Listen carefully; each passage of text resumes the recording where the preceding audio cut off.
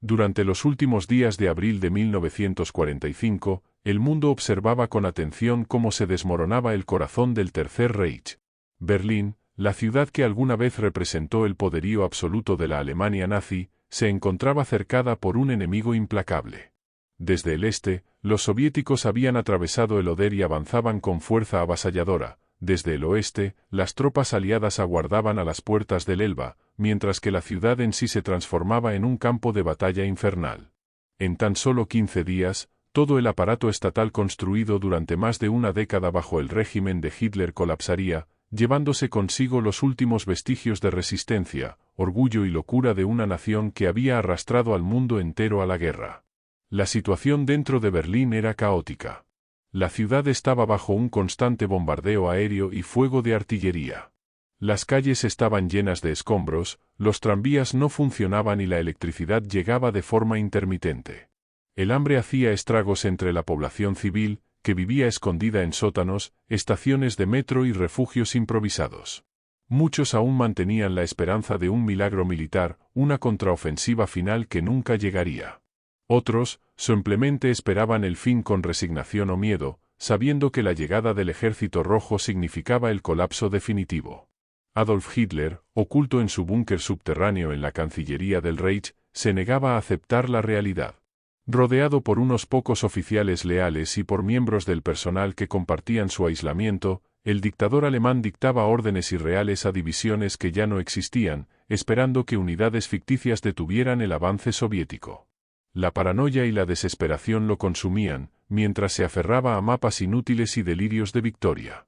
La lealtad de los que lo rodeaban comenzaba a tambalearse, pero nadie osaba contradecirlo abiertamente, temiendo su furia y el castigo inmediato.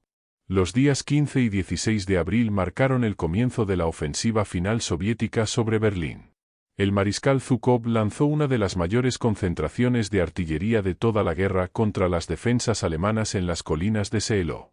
A pesar de la feroz resistencia alemana y el terreno embarrado, las tropas del Ejército Rojo avanzaron lenta pero inexorablemente. Para el 19 de abril, habían superado la línea defensiva del Oder y se dirigían directamente al corazón de Berlín. Desde el sur, el mariscal Konev también empujaba con fuerza, creando un cerco cada vez más cerrado. Dentro de la ciudad, la resistencia era feroz pero inútil. Tropas de las SS, la Volkssturm, milicia popular, y restos del ejército regular luchaban casa por casa. Se colocaban barricadas improvisadas en las calles, se volaban puentes y se minaban túneles para ralentizar el avance enemigo. Jóvenes y ancianos eran obligados a combatir. Niños de 12 años con lanzacohetes Panzerfaust enfrentaban a tanques soviéticos, muchas veces muriendo en el intento. La propaganda todavía hablaba de la defensa heroica del Reich, pero los que estaban en las calles sabían que todo estaba perdido. La población civil sufría cada minuto. No solo por los bombardeos y el fuego cruzado, sino también por el miedo a lo que vendría. Se habían difundido historias sobre las atrocidades cometidas por las tropas soviéticas al avanzar por Prusia Oriental, Silesia y otras regiones. Muchos temían violaciones, saqueos y represalias, y esas pesadillas pronto se volverían reales. A medida que el Ejército Rojo se acercaba, miles de personas intentaban huir o esconderse. El pánico se apoderaba de los barrios periféricos, mientras que en el centro de Berlín, cada edificio se convertía en un pequeño fortín de desesperación. En el búnker de Hitler, los informes eran cada vez más sombríos. Las divisiones que supuestamente vendrían a rescatar Berlín eran aplastadas antes de llegar. La situación era insostenible. Aún así, Hitler rechazaba cualquier propuesta de evacuación. Ordenó ejecuciones sumarias de oficiales que consideraba traidores, incluyendo al general Hermann Fegelein, cuñado de Eva Braun. Este acto, lejos de restaurar la disciplina, evidenció el caos y la paranoia reinante. A pesar de la inminente caída, Hitler se casó con Eva Braun el 29 de abril, en una ceremonia íntima y surrealista, seguida por su testamento político. En ese testamento, Hitler culpó a sus generales, al pueblo alemán y a los judíos por la derrota. Nombró como sucesores a figuras que apenas tenían margen de acción real, el almirante Donitz como presidente del Reich y Joseph Goebbels como canciller. No pasaría ni un día antes de que Goebbels también decidiera morir junto a su familia. Mientras tanto, la lucha en las calles se intensificaba. Las tropas soviéticas alcanzaban ya el Tiergarten y se libraban combates a escasos metros del Reichstag. El 30 de abril, Adolf Hitler se suicidó en su búnker. Según los relatos de quienes lo acompañaban, se disparó en la sien mientras Eva Braun ingería veneno. Sus cuerpos fueron rápidamente envueltos en mantas, rociados con gasolina e incinerados en el jardín de la Cancillería. Así terminaba la vida del hombre que había causado la guerra más devastadora de la historia moderna. En las horas siguientes, la noticia fue conocida entre los altos mandos alemanes, pero no se difundió inmediatamente. La resistencia aún continuaba en Berlín, aunque sin sentido. Con Hitler muerto, la cadena de mando alemana se volvió aún más confusa.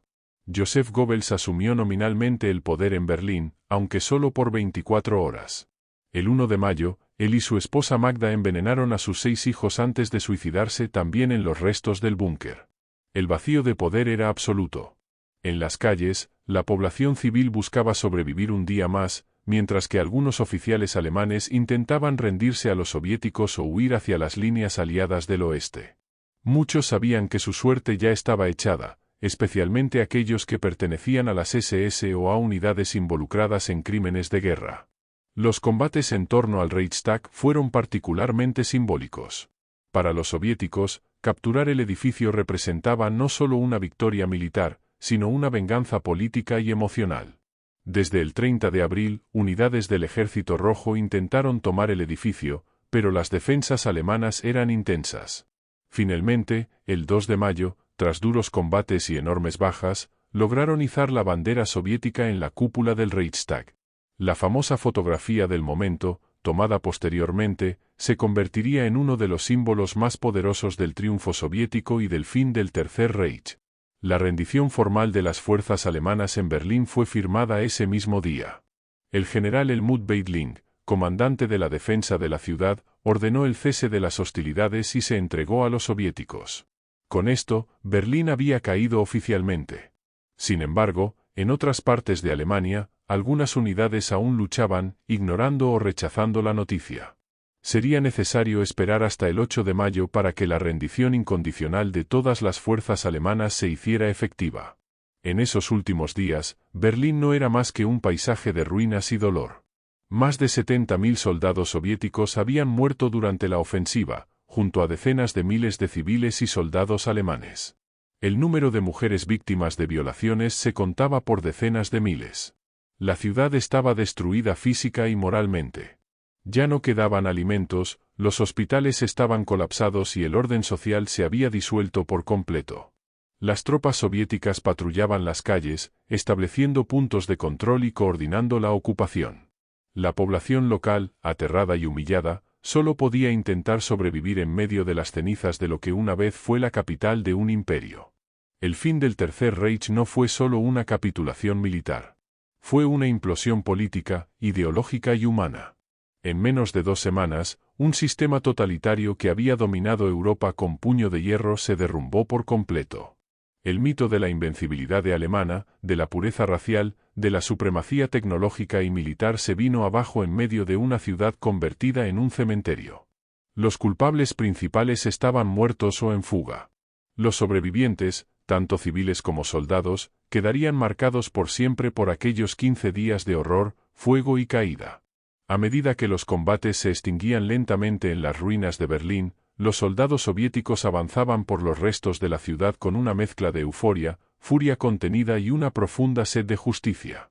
Para muchos de ellos, la caída de Berlín no era simplemente el fin de una guerra, era el cumplimiento de años de sufrimiento, de pérdidas personales irreparables y de una promesa hecha desde que el enemigo invadió su tierra en 1941.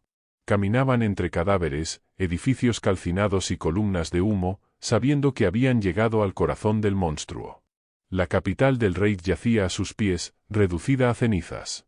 Los enfrentamientos cesaron formalmente, pero la violencia continuó de otras formas.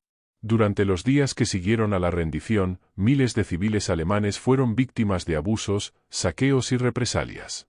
Las tropas soviéticas, muchas de las cuales habían sufrido las atrocidades nazis en el frente oriental, actuaban con una brutalidad que desafiaba cualquier lógica de ocupación.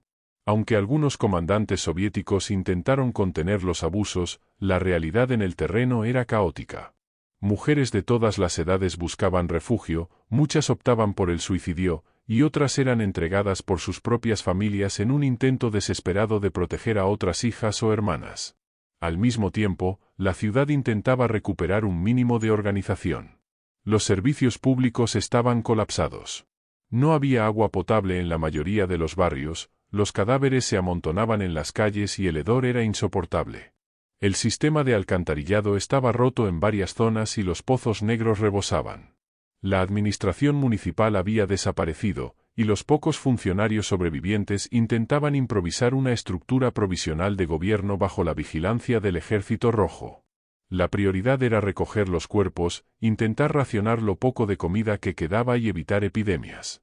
En medio de esa desolación, los soldados soviéticos encontraron los restos del búnker de Hitler.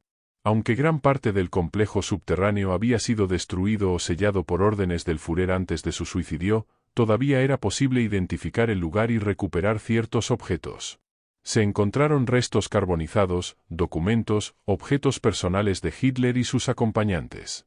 Los soviéticos se movieron rápidamente para ocultar información clave, especialmente sobre el cuerpo de Hitler.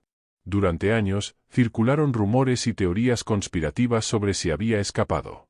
En realidad, su cadáver había sido incinerado y enterrado por sus propios hombres, pero Stalin mantendría el misterio por razones políticas. Fuera del círculo de poder nazi, los civiles se enfrentaban a un trauma profundo. La propaganda que durante años les había inculcado la idea de superioridad racial y victoria inevitable se había derrumbado de golpe. Muchas personas simplemente no entendían lo que había ocurrido. Algunos aún esperaban la llegada de una supuesta arma secreta o creían que los aliados occidentales pronto chocarían con los soviéticos y salvarían a Alemania. Otros estaban paralizados por el miedo a lo que significaría vivir bajo ocupación extranjera. Las ruinas de Berlín eran testimonio de un mundo que había colapsado desde dentro. Mientras tanto, los altos mandos del Ejército Rojo se establecían en zonas clave de la ciudad. El mariscal Zhukov fue recibido como héroe en Moscú, pero en Berlín organizaba la administración soviética de la capital. La ciudad fue dividida en sectores, y aunque los británicos, estadounidenses y franceses llegarían semanas después, los soviéticos tenían el control total en los primeros días. Comenzó el proceso de desnazificación, con arrestos masivos, interrogatorios y purgas. Se buscaron activamente a miembros del partido nazi, a colaboradores, a soldados de las SS y a cualquier persona asociada con crímenes de guerra. Muchos fueron ejecutados sumariamente, otros enviados a campos de trabajo en Siberia. La rendición firmada el 2 de mayo en Berlín no puso fin inmediato a todas las hostilidades. En otros frentes, la guerra continuaba. En el norte de Alemania, en Checoslovaquia, en Dinamarca y en el frente italiano, aún se combatía. Sin embargo, el colapso de Berlín tuvo un efecto psicológico devastador. La figura de Hitler había sido central para el aparato del Tercer Reich, y sin él, la estructura se vino abajo como un castillo de naipes. En cuestión de días, muchas guarniciones comenzaron a rendirse. El 7 de mayo, en Reims, se firmó la rendición incondicional de todas las fuerzas armadas alemanas ante los aliados occidentales. El documento fue ratificado al día siguiente en Berlín ante los soviéticos. El 8 de mayo se convirtió así en el Día de la Victoria en Europa. Mientras que en Londres, París y Nueva York la gente celebraba con fuegos artificiales y desfiles, en Berlín reinaba el silencio, la vergüenza y el miedo. Las pocas radios aún funcionales transmitieron el anuncio, y para muchos alemanes fue la primera vez que escuchaban, oficialmente, que habían perdido la guerra. En años anteriores, incluso las derrotas eran presentadas como victorias tácticas. Esta vez no había forma de disfrazar la realidad. El Reich ya no existía. La bandera con la cruz gamada fue bajada para siempre, sustituida por banderas rojas y los estandartes de los aliados. A medida que los días pasaban, comenzaban a llegar las primeras delegaciones de los aliados occidentales. Los británicos y estadounidenses, aunque formalmente aliados de la Unión Soviética, desconfiaban del avance comunista en Europa. Pronto comenzaron las discusiones sobre la división de Berlín y de Alemania en zonas de ocupación. Se dibujaron fronteras temporales que más tarde darían lugar a la Guerra Fría. En los primeros contactos, las sonrisas diplomáticas escondían tensiones crecientes. Pero en el terreno, los berlineses solo veían a los soldados soviéticos, a quienes temían y odiaban en partes iguales. Mientras tanto, la búsqueda de líderes nazis se intensificaba.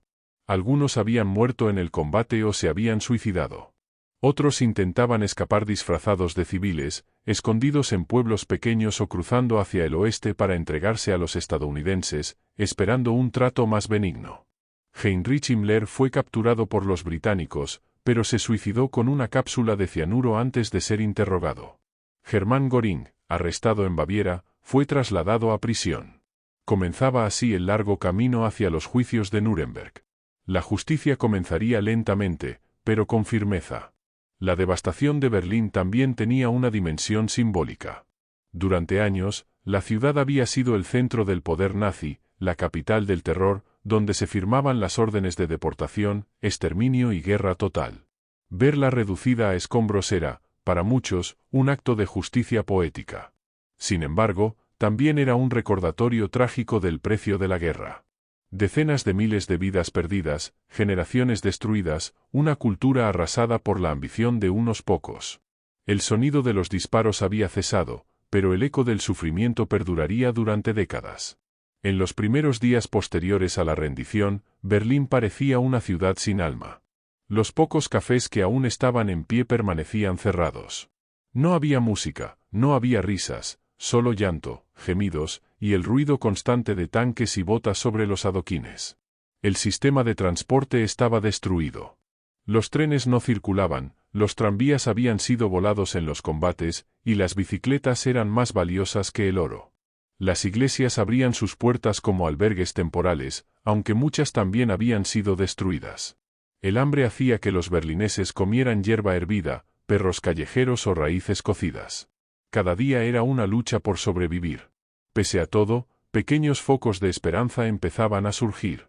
Algunas personas comenzaron a limpiar calles, a levantar tiendas improvisadas, a organizar cocinas comunitarias. Los médicos que quedaban hacían milagros sin medicamentos ni instrumental. Algunos profesores comenzaron a reunir niños para dar clases en parques o plazas. La vida intentaba encontrar un camino entre los escombros. Pero el dolor era demasiado reciente. Las pérdidas eran incalculables. Cada familia había perdido a alguien, y la ciudad era un gran cementerio al aire libre.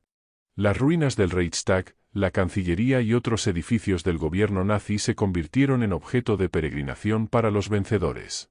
Los soviéticos organizaban recorridos para sus soldados, mostrando los restos del poder derrotado. Muchos se tomaban fotografías junto a las paredes destruidas, como trofeos de una guerra que les había costado tanto. Al mismo tiempo, comenzaba el saqueo sistemático de los archivos y recursos tecnológicos alemanes. Científicos, documentos secretos, prototipos de armas y tecnología fueron enviados a Moscú. El conocimiento que alguna vez fortaleció al Reich ahora alimentaría al nuevo enemigo, la Unión Soviética. Los próximos días serían decisivos para el futuro de Berlín. Aunque la ciudad estaba ocupada, las potencias aliadas comenzaban a llegar con sus propios planes. El mapa político del mundo se estaba redibujando sobre las ruinas de la capital nazi. Pero mientras los líderes discutían tratados, repartos y esferas de influencia, los berlineses solo querían sobrevivir. La guerra había terminado, sí. Pero la paz todavía estaba muy lejos. En los días que siguieron a la rendición total de Berlín, la ciudad comenzó lentamente a asimilar el peso del desastre. Las familias salían de los refugios y búnkeres con pasos inseguros, enfrentándose a un paisaje que ya no reconocían.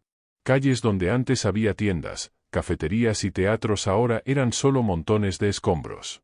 Muchas personas caminaban entre ruinas buscando rostros conocidos, nombres en paredes improvisadas, carteles escritos a mano que anunciaban la búsqueda de un hijo, una madre o un hermano desaparecido.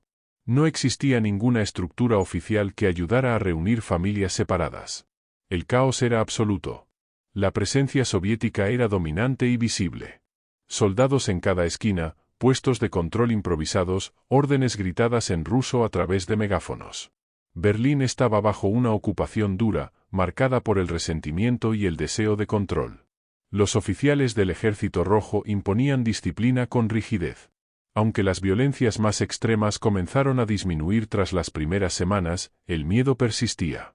Había redadas constantes, inspecciones casa por casa, interrogatorios. Las personas vivían con la sensación constante de que cada palabra o acción podía ser malinterpretada. Aquellos que tenían algún vínculo con el partido nazi lo ocultaban desesperadamente, enterrando documentos, quemando fotografías, eliminando insignias de uniformes que aún colgaban en armarios rotos. La mayoría de los líderes nazis que permanecían vivos sabían que el cerco se cerraba sobre ellos. Algunos intentaban disfrazarse y escapar por los túneles subterráneos de Berlín. Otros se mezclaban entre refugiados, esperando ser confundidos con soldados rasos o incluso con civiles. Pero la red de informantes y la vigilancia soviética era amplia. A medida que avanzaban las investigaciones, los nombres comenzaban a aparecer en listas negras. Las autoridades soviéticas elaboraban archivos sobre los crímenes cometidos en los territorios ocupados, y cada captura importante era celebrada como una victoria moral sobre el régimen caído.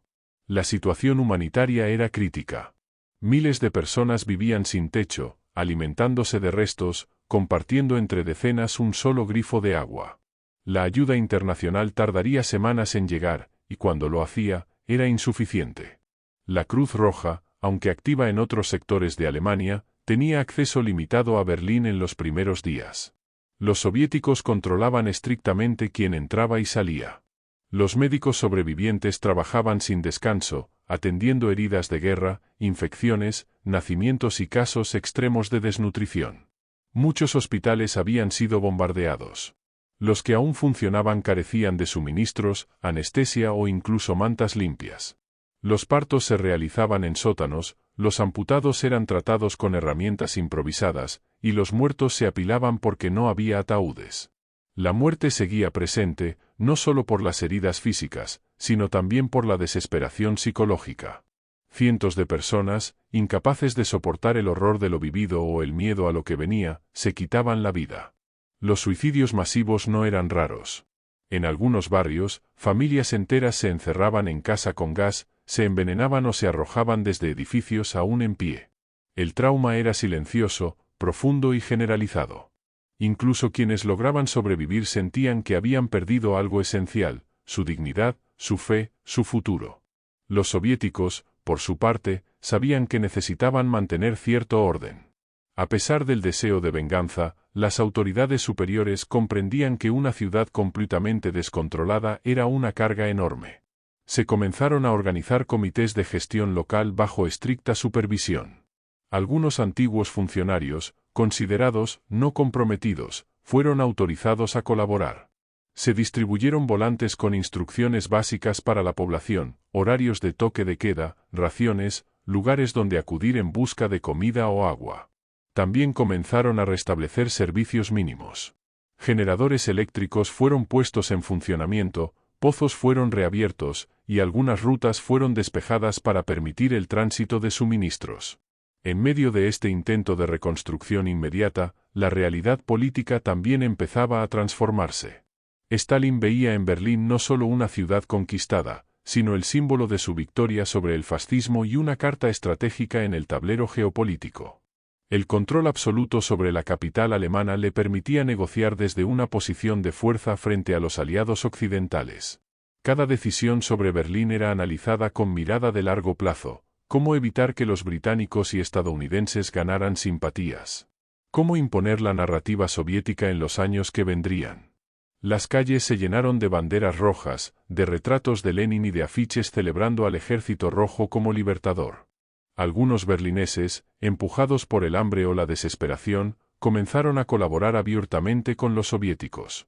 Informaban sobre antiguos miembros del partido nazi, se ofrecían como intérpretes, ayudaban a organizar las filas para el reparto de comida. Otros lo hacían por convicción política, viendo en la caída del Reich una oportunidad de construir una nueva Alemania, lejos del nacionalismo extremo. Pero eran minoría. La mayoría seguía desconfiando de todo y de todos. La delación se volvió moneda corriente, no por ideología, sino como medio de supervivencia. Un comentario mal hecho, una vecina molesta, una denuncia sin fundamento podían terminar en una detención. En los días siguientes a la caída, las estaciones de tren destruidas comenzaron a recibir lentamente convoys con ayuda o con prisioneros liberados de campos. Entre los más impactantes estaban los sobrevivientes de campos de concentración cercanos a Berlín. Algunos llegaron en condiciones inhumanas, piel sobre huesos, apenas capaces de caminar. Eran la prueba viva de los crímenes del régimen. La población local, que durante años había negado o ignorado lo que ocurría en esos campos, se enfrentó de pronto con la realidad. En ciertos sectores, los soldados soviéticos obligaron a ciudadanos berlineses a caminar por los campos vacíos, a ver las cámaras de gas, los hornos, los barracones. El silencio de esos recorridos era absoluto. Nadie podía ya decir que no sabía. Paralelamente, el saqueo se volvía cotidiano. No solo los soviéticos buscaban trofeos. Los propios berlineses se movían entre ruinas en busca de cualquier cosa valiosa: relojes, zapatos, un abrigo, comida enlatada, documentos útiles. La propiedad privada había desaparecido. Las casas abandonadas eran ocupadas por otros. Los apartamentos destruidos se compartían entre familias enteras. El concepto de intimidad dejó de existir. Todo era compartido, incluso el dolor. Muchos vecinos que antes ni se hablaban ahora cocinaban juntos, dormían juntos, velaban a sus muertos juntos. Una especie de comunión forzada por el desastre. A pesar de todo, Berlín comenzó a respirar de nuevo. Era una respiración débil, como la de un herido que apenas sobrevive, pero era real. Algunas panaderías improvisadas comenzaban a hornear pan con harina negra. Algunas radios emitían señales cortas con música clásica o anuncios de reconstrucción. La ciudad aún estaba lejos de cualquier forma de normalidad, pero ya no era el infierno absoluto de semanas atrás. Incluso algunos niños comenzaban a jugar en las calles, entre escombros, con objetos que antes eran símbolos de guerra: cascos rotos, ruedas de tanques, piezas de metralla. El juego infantil se mezclaba con la tragedia, una generación entera crecería entre ruinas. Los soldados soviéticos, mientras tanto, recibían nuevas órdenes. Muchos serían retirados de la ciudad para ser enviados a otras zonas de ocupación. Otros se quedarían a formar parte de la administración militar. El comportamiento de las tropas también comenzó a ser más controlado, aunque los abusos no desaparecieron del todo. Los comandantes soviéticos querían presentar una imagen de orden y estabilidad ante el mundo. La propaganda debía mostrar a Berlín como una ciudad liberada, no conquistada. Pero la realidad era mucho más compleja. Las heridas eran profundas, y la reconciliación estaba aún muy lejana. La guerra había terminado, pero para Berlín, la pesadilla recién comenzaba. La ciudad de Berlín, aunque aún cubierta por el polvo de la destrucción y el olor persistente de los incendios, comenzó lentamente a organizar sus primeras estructuras funcionales. Bajo el ojo vigilante del Ejército Rojo, algunos servicios básicos empezaban a restablecerse de forma precaria. Las autoridades soviéticas designaban comisarios y supervisores en cada barrio, con la tarea de controlar el flujo de personas, supervisar la distribución de alimentos y detectar a elementos considerados peligrosos o desestabilizadores. A pesar de la tensión latente entre ocupantes y ocupados, era evidente que la reconstrucción debía comenzar, aunque fuese desde el nivel más primitivo. Las cocinas comunales se convirtieron en el centro de la vida social. Era allí donde cientos de personas hacían fila durante horas para recibir un plato de sopa aguada o un trozo de pan. Mujeres con pañuelos en la cabeza, niños descalzos, ancianos con miradas apagadas. Todos compartían un silencio cargado de culpa, temor y cansancio. No se hablaba del pasado. Nadie mencionaba al Führer. Lo importante era sobrevivir un día más. Muchos llevaban escondido el horror de haber visto morir a sus hijos en los bombardeos, o de haber enterrado a sus vecinos en patios traseros con las manos desnudas. La censura soviética se impuso rápidamente. Los periódicos, cuando reaparecieron, lo hicieron bajo estricta vigilancia. Las noticias hablaban de la victoria del proletariado, del fascismo derrotado, de la reconstrucción en marcha bajo la guía del camarada Stalin. La prensa occidental era considerada propaganda hostil y su circulación estaba prohibida. A quienes se sorprendía con radios sintonizadas a emisoras británicas o estadounidenses se les arrestaba inmediatamente. Muchos berlineses comenzaron a vivir en una especie de doble vida, una fachada pública de obediencia, y una vida privada llena de dudas, temor y resentimiento. La división de Berlín en sectores se formalizó con la llegada de las otras potencias. El oeste de la ciudad fue ocupado por británicos, estadounidenses y franceses, mientras que el este permaneció bajo control soviético. Aunque en teoría se trataba de una administración conjunta, las diferencias ideológicas eran profundas. Cada potencia tenía su propio sistema de racionamiento, sus propias autoridades, su propia visión del futuro. La ciudad se convirtió en un laboratorio de la Guerra Fría que apenas comenzaba. Berlín, partida en dos por decisiones de vencedores, sería durante décadas el epicentro de la tensión global. En las escuelas, los maestros comenzaban a regresar. Algunos eran nuevos, otros viejos profesores que habían sido depurados por el régimen nazi y ahora volvían a las aulas con miedo y esperanza. Los libros de texto eran revisados o destruidos. Se buscaban nuevas formas de educar a una generación traumatizada por la guerra, expuesta al fanatismo y al militarismo desde su infancia. Muchos niños no sabían leer. Otros habían perdido la capacidad de hablar con normalidad, marcados por meses de bombardeos, de escondites, de hambre extrema. La educación se transformó en un intento de sanar, pero también en un campo de disputa ideológica. Los refugiados llegaban por miles. No solo eran berlineses que volvían a pie desde zonas rurales donde habían buscado refugio, sino también personas desplazadas de otras regiones del Reich. Mujeres con bebés en brazos, exsoldados heridos, ancianos que no sabían a dónde ir. Muchos no tenían documentos. Algunos habían perdido sus nombres en el camino. Las estaciones de tren eran campamentos de miseria, donde la gente dormía sobre cartones, envuelta en mantas agujereadas, esperando un destino incierto. Las autoridades soviéticas controlaban con dureza esos movimientos, temiendo el caos y la delincuencia, pero también buscando mano de obra para las tareas de limpieza y reconstrucción. En medio de ese clima opresivo, las historias de venganza y justicia se entrelazaban. Muchos ciudadanos eran señalados por sus vecinos como miembros del partido o colaboradores. Algunos lo eran. Otros eran víctimas de disputas personales o antiguas rivalidades. Las denuncias se acumulaban. Las prisiones se llenaban rápidamente. Los interrogatorios eran brutales, especialmente en el sector soviético. Los acusados eran sometidos a tortura física o psicológica.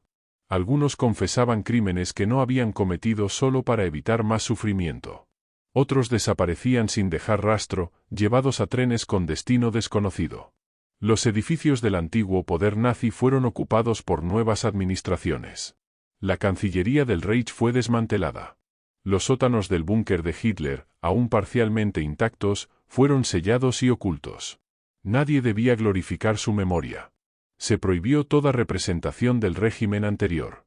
Las insignias, retratos, banderas, libros y hasta monedas con símbolos nazis eran destruidos o confiscados. Cualquier forma de nostalgia era considerada delito. Pero en la intimidad, en la oscuridad de las casas, muchos aún susurraban nombres prohibidos, atesoraban fotografías, y preguntaban en voz baja, ¿cómo llegamos a esto? A pesar del clima de desesperanza, la vida comenzaba a abrirse paso. Algunos comerciantes regresaban a sus locales destruidos, intentando recuperar algo. Las bicicletas eran reparadas y se convirtieron en el principal medio de transporte. En las plazas, aparecían músicos con instrumentos viejos, tocando por unas monedas o un poco de pan. Las mujeres, que habían sostenido la vida durante la guerra, se organizaban para cuidar niños, compartir tareas, reparar ropa. El alma de la ciudad, golpeada pero no muerta, intentaba encontrar un nuevo ritmo. Era una reconstrucción desde lo más profundo, no solo material, sino humana. El invierno que se aproximaba amenazaba con convertir la tragedia en catástrofe. La escasez de carbón, ropa de abrigo y alimentos era crítica. Las autoridades soviéticas prometieron ayuda, pero sus prioridades estaban puestas en otras zonas. Las organizaciones de socorro internacionales presionaban para ingresar al este de Berlín, pero sus movimientos eran limitados. La población civil se preparaba para enfrentar el frío con lo que tenía: fogatas en las calles, refugios colectivos, ropas remendadas una y otra vez. La mortalidad infantil se disparó. Las enfermedades respiratorias hacían estragos. En muchos casos, las personas simplemente se acostaban a dormir y no despertaban. Los niños nacidos en esos meses crecieron en un ambiente de silencio y carencias. Muchos no conocieron a sus padres, muertos en el frente o desaparecidos en el caos final. Otros vivían con madres traumatizadas, abuelas silenciosas y vecinos ausentes. Las escuelas funcionaban intermitentemente. Los parques eran campos de batalla convertidos en terrenos baldíos. No había juegos, ni cuentos, ni fiestas. Solo historias de miedo, apagones, toques de queda y colas interminables. Y sin embargo, muchos de esos niños sobrevivieron, crecieron, estudiaron, y un día contarían lo que fue vivir en una ciudad destruida.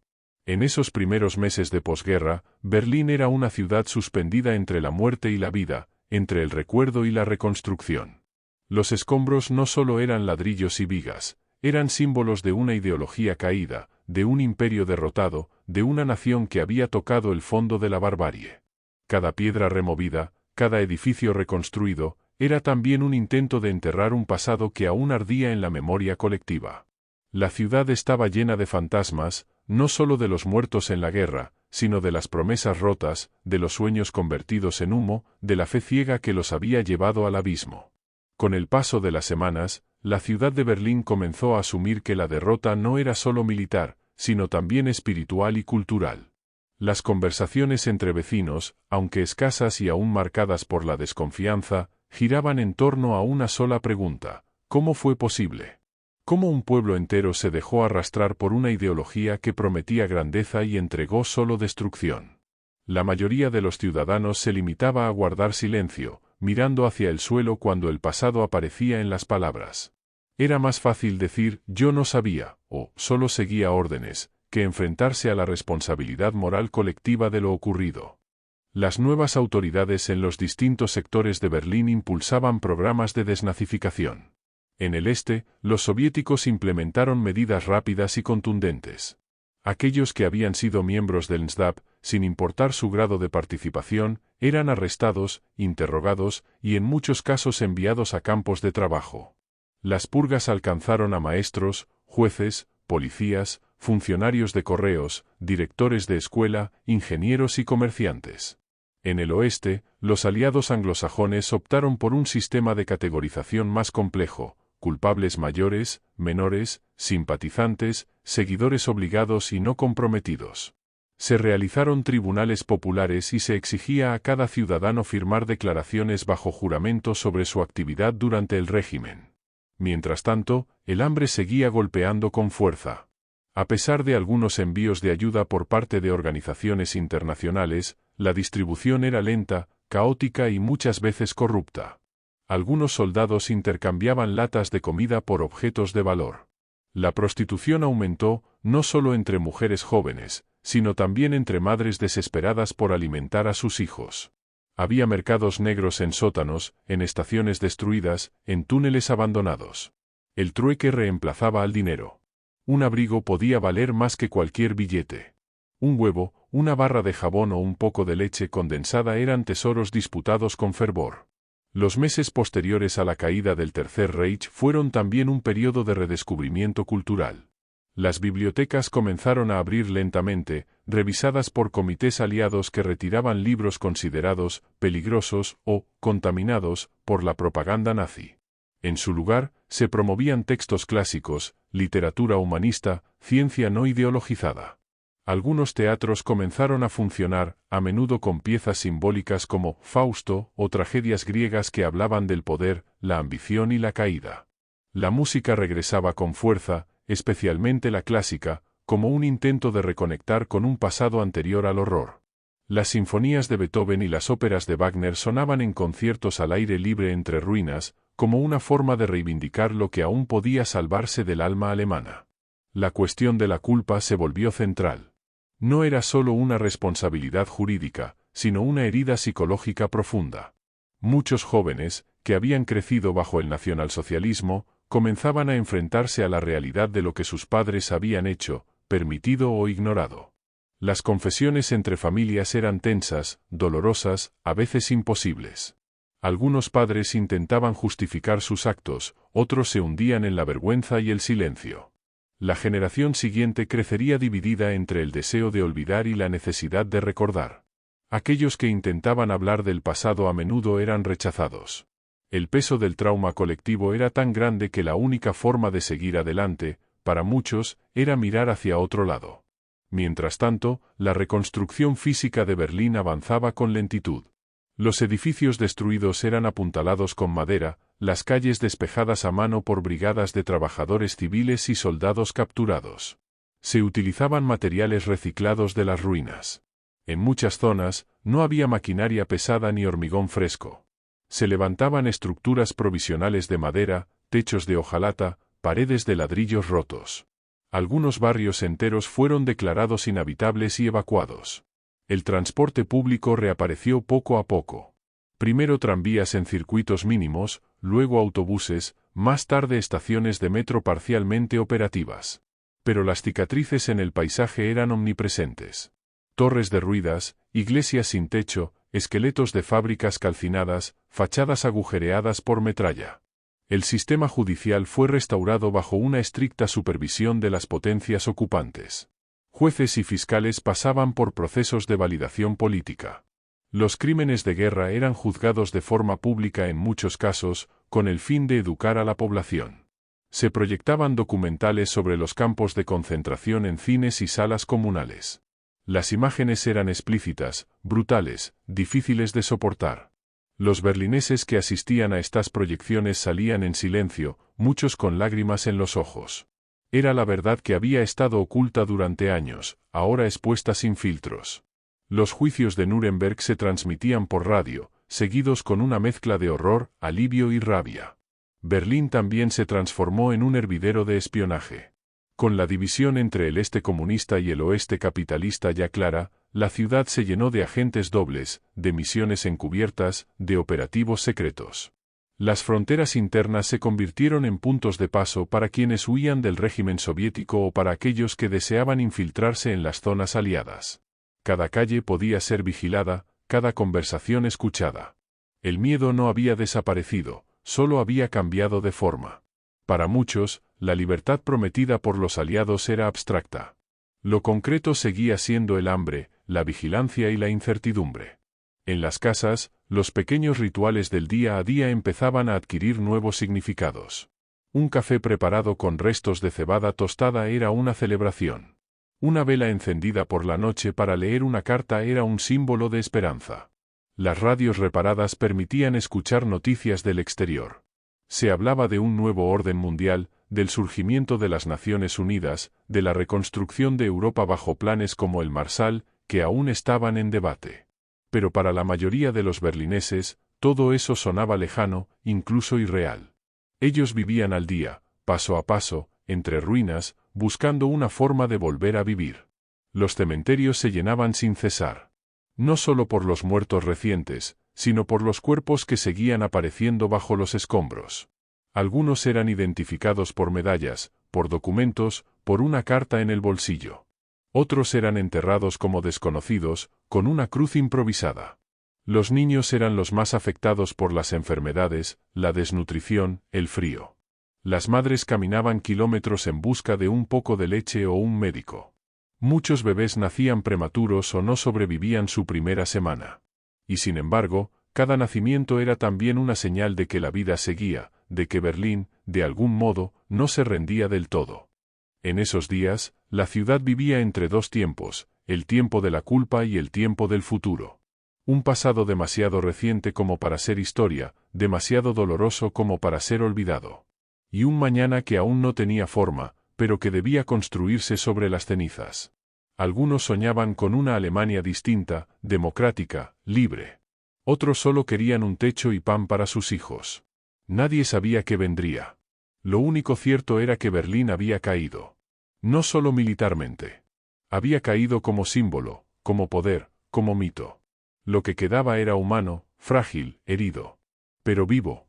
A medida que los meses se convirtieron en una lenta sucesión de estaciones, Berlín seguía atrapada en una dualidad constante, era la ciudad vencida y al mismo tiempo el epicentro del nuevo mundo.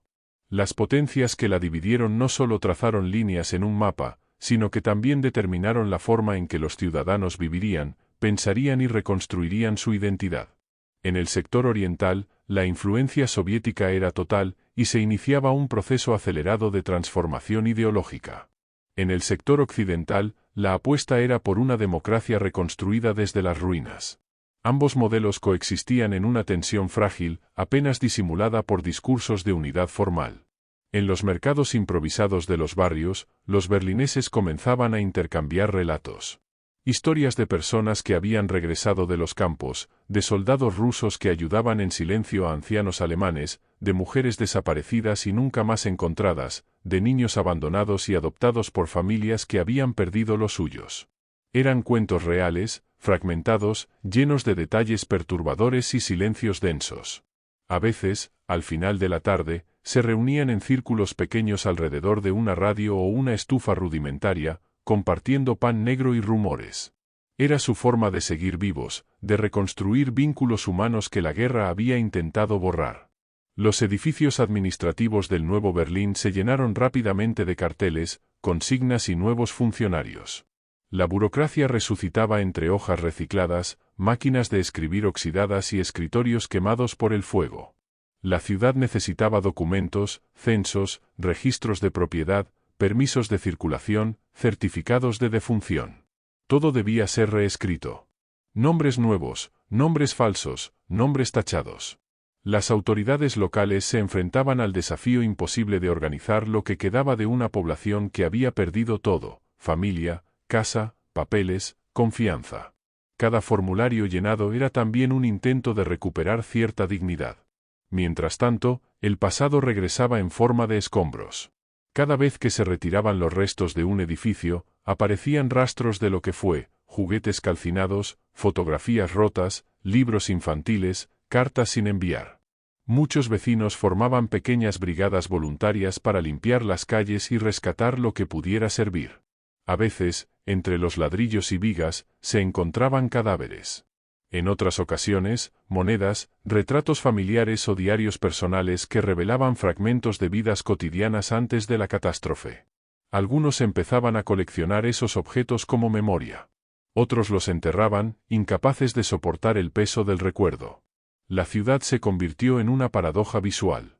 En una calle se veían ruinas y columnas partidas, en la siguiente, niños jugando entre los restos de un muro, pintando con tizas lo que imaginaban era el mar o un castillo. Había mujeres que improvisaban vestidos con cortinas viejas, y hombres que usaban maletas vacías solo para mantener la esperanza de algún día llenarlas. Los puentes destruidos se reconstruían con madera, y los autos abandonados se transformaban en refugios o depósitos. Cada rincón era reapropiado con ingenio y resignación. Berlín se reinventaba desde la necesidad más brutal. En los hogares, se hablaba cada vez más bajo. Aunque el régimen nazi había caído, la costumbre del silencio persistía. Se temía a los nuevos vecinos, a los oídos en las paredes, a las palabras malinterpretadas. Muchos padres advertían a sus hijos: no digas nada en la escuela, no preguntes sobre el pasado, no repitas lo que escuchas en casa. Esa cultura del miedo seguía viva, ahora bajo nuevas formas. En el este, los soviéticos promovían una estructura de vigilancia basada en la delación, y en el oeste, los interrogatorios sobre la afiliación pasada eran moneda corriente. La libertad de expresión era, para la mayoría, una palabra abstracta. Los cementerios ya no daban abasto. Se crearon fosas comunes marcadas por cruces simples. Algunos voluntarios se dedicaban exclusivamente a enterrar a los muertos no identificados. Había quien dejaba flores secas, trozos de tela, juguetes, insignias arrancadas de uniformes. La muerte era una presencia habitual, casi doméstica. Pero también comenzaban a surgir pequeños rituales de vida, nacimientos celebrados con cantos en voz baja, matrimonios civiles en ruinas de iglesias, reuniones familiares donde se servía lo poco que se tenía con una vela encendida. Incluso en medio del horror, los seres humanos buscaban celebrar. La política internacional presionaba cada vez más sobre Berlín. Las conferencias entre las potencias ocupantes eran constantes. Ya no se trataba solo de la administración de la ciudad, sino de qué modelo de Alemania nacería de sus ruinas. Las tensiones crecientes entre Estados Unidos y la Unión Soviética hacían de Berlín un tablero de ajedrez en movimiento. La ayuda occidental comenzaba a llegar al oeste de la ciudad, y con ella, productos que los del este solo podían mirar con deseo: chocolates, café, medias nuevas, radios modernas. Las diferencias materiales empezaban a convertirse en divisiones sociales. La juventud berlinesa vivía entre la confusión y la urgencia de crecer rápido. Muchos adolescentes nunca habían conocido un tiempo sin guerra. Habían aprendido a esconderse, a correr cuando escuchaban aviones, a racionar comida. Ahora se encontraban con escuelas semidestruidas, profesores nuevos, ideologías contradictorias. Algunos se inclinaban hacia el comunismo por convicción o necesidad. Otros soñaban con escapar hacia el oeste y comenzar una vida distinta. Entre ellos se formaban grupos, alianzas, tensiones. Las ruinas se convirtieron también en sus patios de juegos, sus aulas abiertas, sus laboratorios de identidad. En las bibliotecas, comenzaron a llegar nuevos libros. Algunos escritos por exiliados alemanes que regresaban con sus propias visiones sobre lo ocurrido. Otros, traducciones de autores franceses, británicos, estadounidenses, rusos. La literatura se transformó en un campo de batalla simbólico. Se discutía sobre culpa, sobre perdón, sobre la naturaleza del mal. Se leían cartas de soldados muertos, diarios de víctimas, testimonios de campos de concentración. La palabra escrita, que había sido controlada y censurada durante años, se transformaba ahora en instrumento de liberación, pero también en un espejo doloroso. La música popular también reaparecía, lentamente, en fiestas improvisadas, transmisiones radiales o eventos organizados por soldados aliados. Canciones de antes de la guerra, melodías nuevas traídas por jóvenes músicos. Había guitarras prestadas, armónicas reconstruidas, silbidos en las calles. La cultura no moría, mutaba, resistía, se adaptaba. Cada acorde era un acto de afirmación ante la barbarie. Incluso el teatro, entre decorados de cartón y escenografías reconstruidas con telas rotas, comenzó a hablar de los horrores vividos, a veces de forma directa, a veces disfrazado de metáfora.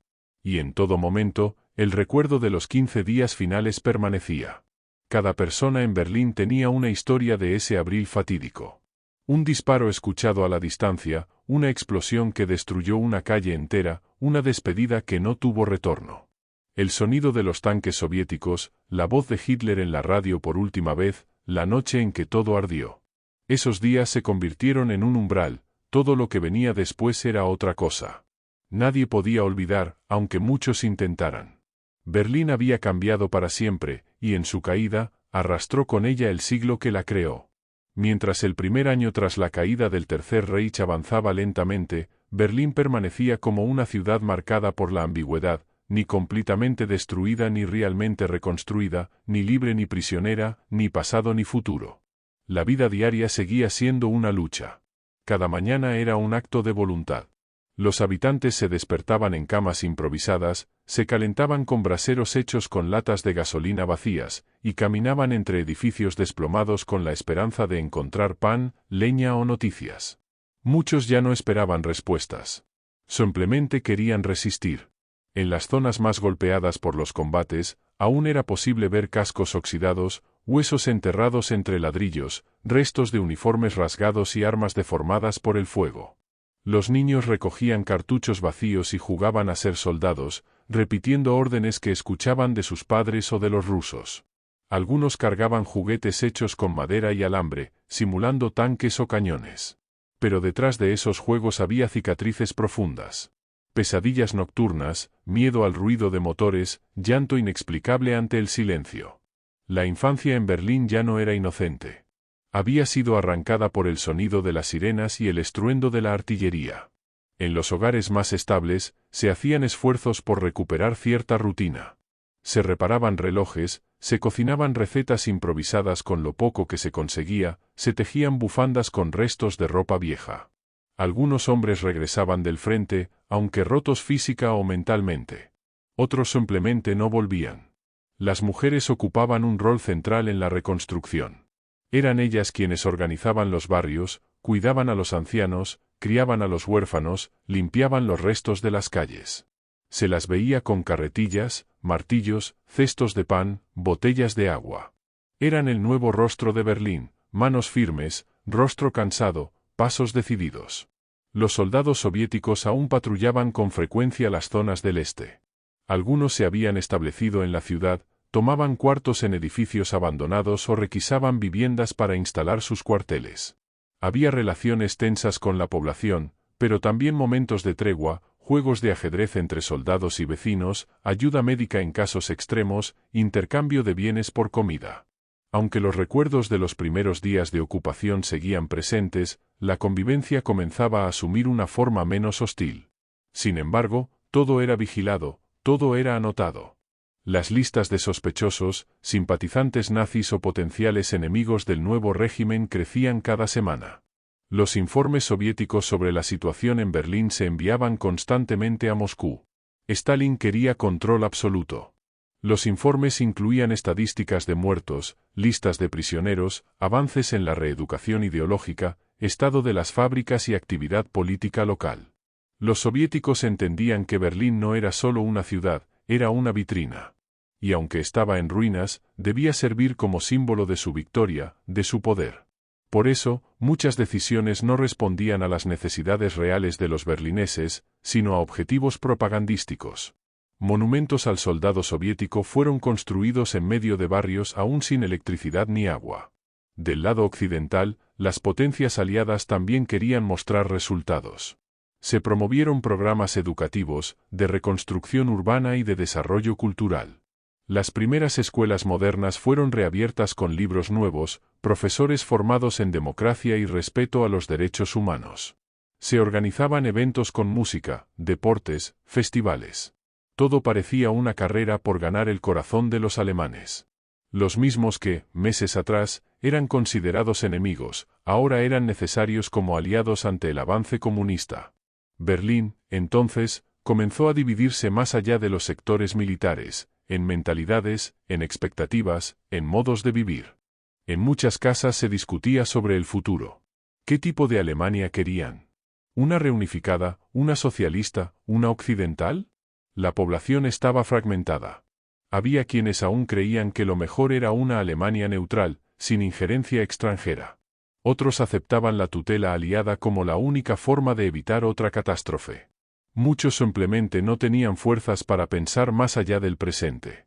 La política era un lujo. El pan, la calefacción, el abrigo, esos eran los temas urgentes.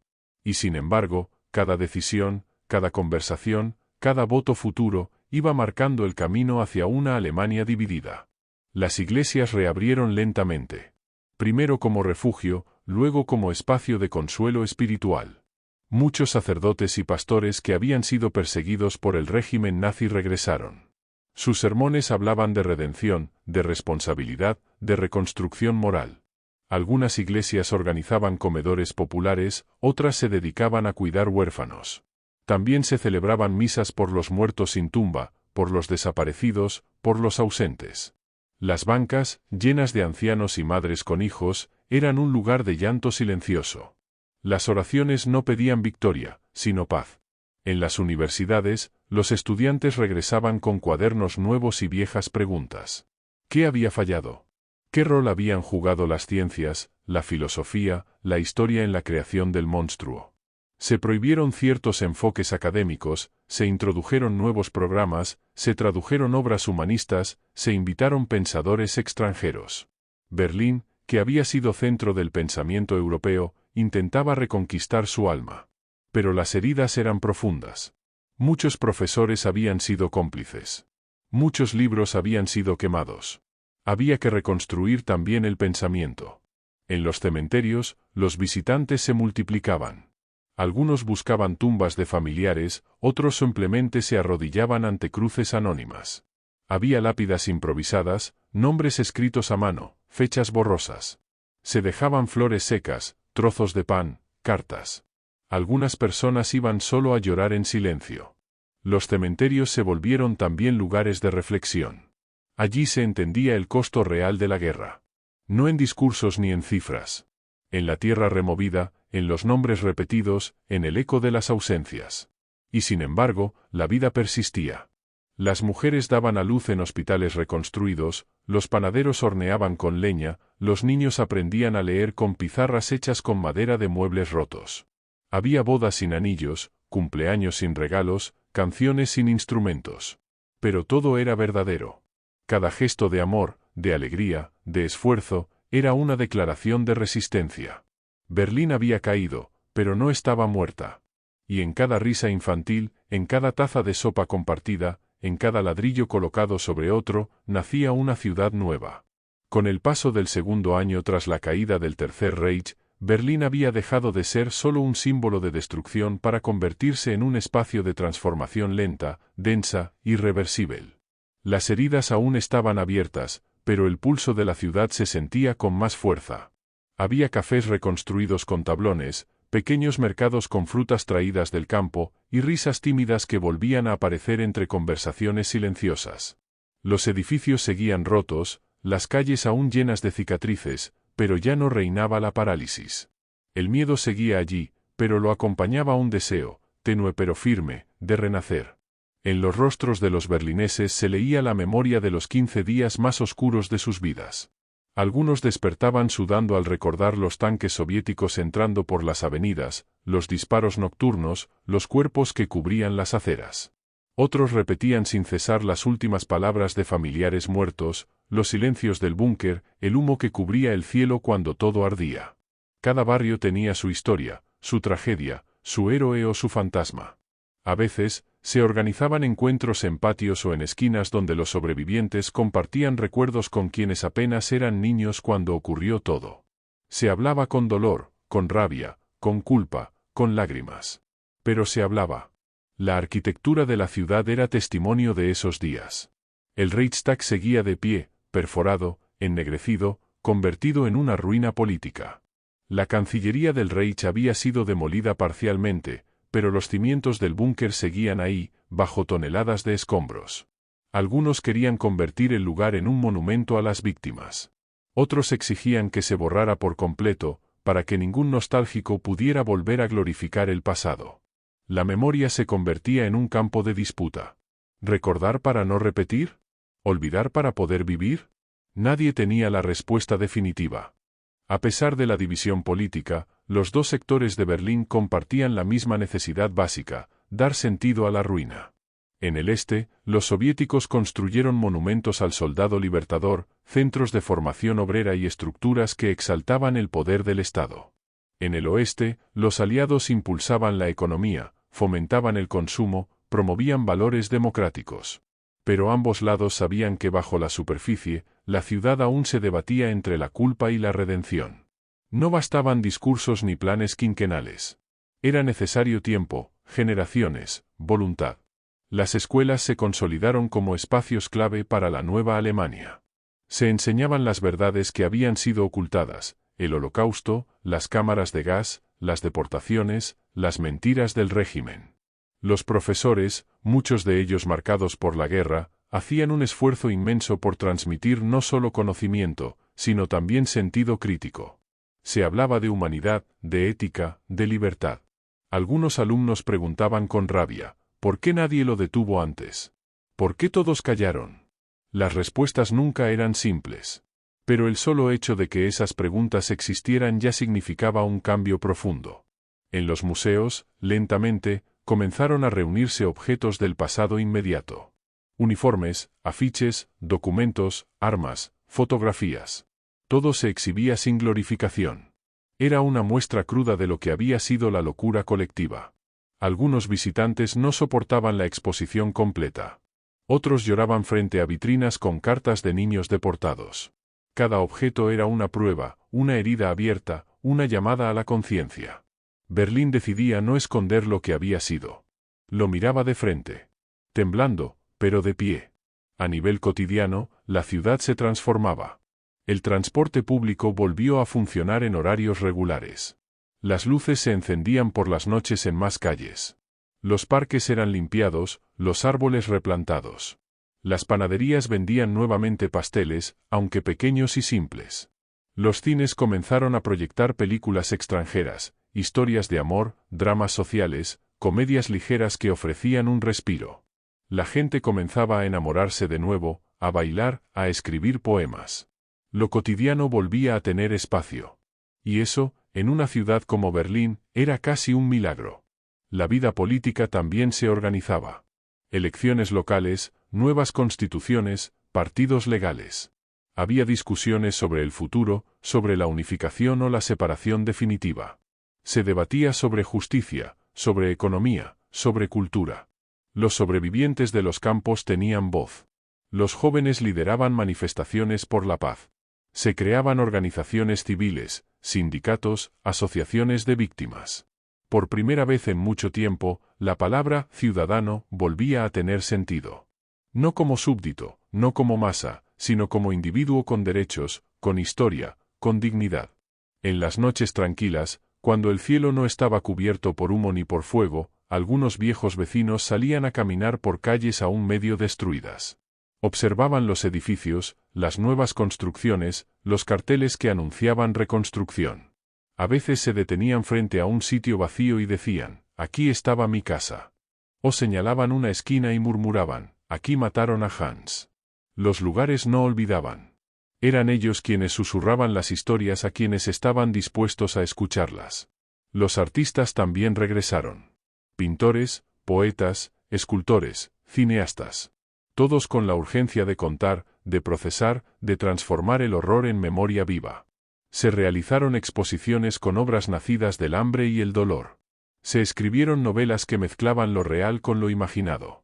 Se filmaron documentales que enfrentaban la cámara con la vergüenza. El arte se convirtió en herramienta de duelo, pero también de esperanza. Porque mientras una ciudad es capaz de crear, aún está viva. Con el tiempo, Berlín comenzó a celebrar días de conmemoración.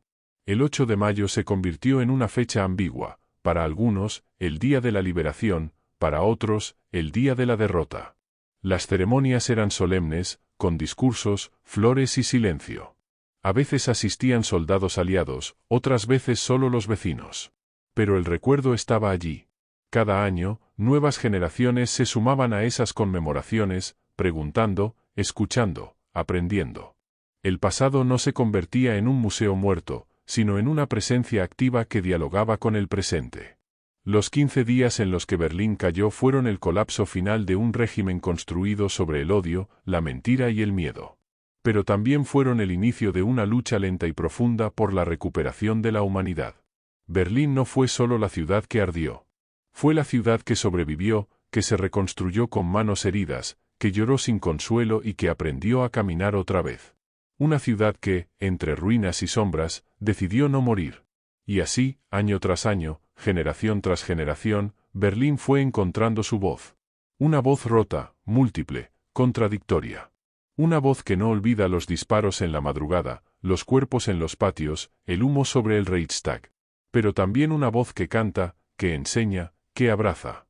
Porque en cada piedra levantada, en cada niño que corre por un parque que antes fue trinchera, en cada anciano que cuenta lo que vivió con los ojos húmedos, Berlín sigue diciendo al mundo, caímos, pero estamos aquí.